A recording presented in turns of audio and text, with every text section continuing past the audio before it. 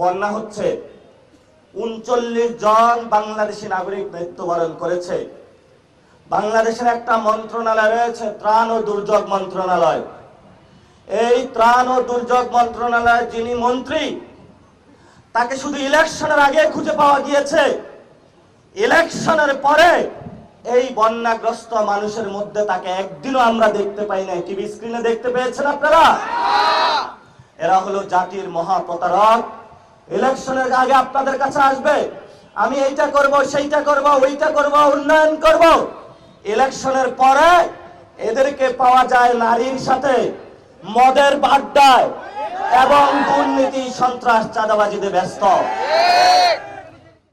ইলেকশনের পরে আমাদের বন্ধু বিএনপির যারা স্বরাষ্ট্রমন্ত্রী হয়েছেন, যারা আইনমন্ত্রী হয়েছেন, যারা প্রধানমন্ত্রী হয়েছেন, তাদের স্মৃতি ভ্রম হয়েছে। তারা ইলেকশনের আগে যেটা বলেছে, ইলেকশনের পরে ওটা ভুলে গিয়েছে। কারণ এই ইলেকশনের ভিতরে নিচে তাদের আর একটা দফারফা ছিল দিল্লির দাদাবাবুদের সাথে, যেই দফারফার ভিত্তিতে আপনার সন্তানের রক্ত নিয়ে যে হোলি খেলা করেছে, সে আওয়ামী লীগ আজকে বাহিরে ঘুরেফেরা করে। আওয়ামী লীগ যখন এসেছিল, জিয়াউর রহমান শহীদ হয়েছিল। আওয়ামী লীগের সেই খুনি হাসিনা বেগম খালেদা জিয়াকে শহীদ করেছে। আমরা প্রধানমন্ত্রীকে সতর্ক করে দিচ্ছি, এই আওয়ামী লীগের সাথে যদি আপনি আবার আঘাত করেন, তাহলে আপনাকে আওয়ামী লীগ হত্যা করবে। কারণ বাংলাদেশে যে আওয়ামী লীগ সংগঠন রয়েছে, স্বাধীনতার পর থেকে এরা ব্যাংক ডাকাতি করেছে, বাংলাদেশের উপরে জুলুম করেছে। ভারতের দাদাবাবুদের সাথে মিলিয়ে এখানের মুসলমানদের কিভাবে সিকিমের মতো বাংলাদেশকে দিল্লির কাছে তুলে দেওয়া যায়, সেই ব্যবস্থায় তারা জারি করেছিল। বিজেপি, আরএসএস যে গুন্ডা বাহিনী, আমরাও তোমাদেরকে হুঁশিয়ার করে দিতে চাই, বাংলাদেশের মুসলমান, হিন্দু, বৌদ্ধ, খ্রিস্টিয়ান 47 আজাদির লড়াই করেছে, 71 যুদ্ধ করেছে, 90 করেছে, 24 করেছে।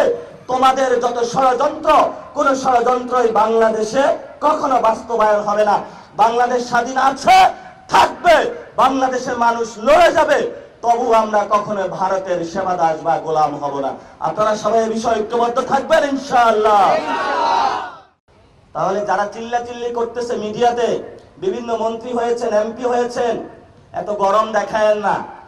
আমরা যদি ভালো মতন একটু গরম দেখাই, শেখ হাসিনা তো দিল্লিতে পালাইছে, আপনি কই পালাইবেন? বঙ্গোপসাগরে?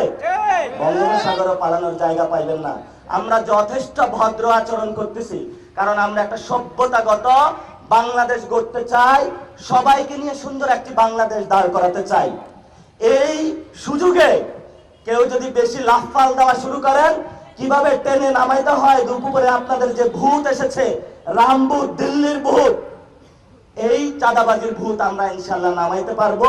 যাদের পকেটে 5 আগস্টের পরে সিএনজি স্ট্যান্ড, বাস স্ট্যান্ড, দোকানপাট দখল করে গরম গরম টাকা হয়েছে, ওইগুলা বাড়ি দিলে সব টাকা থুইয়া তারপরে আবার বঙ্গোপসাগরের দিকে পালাইবে।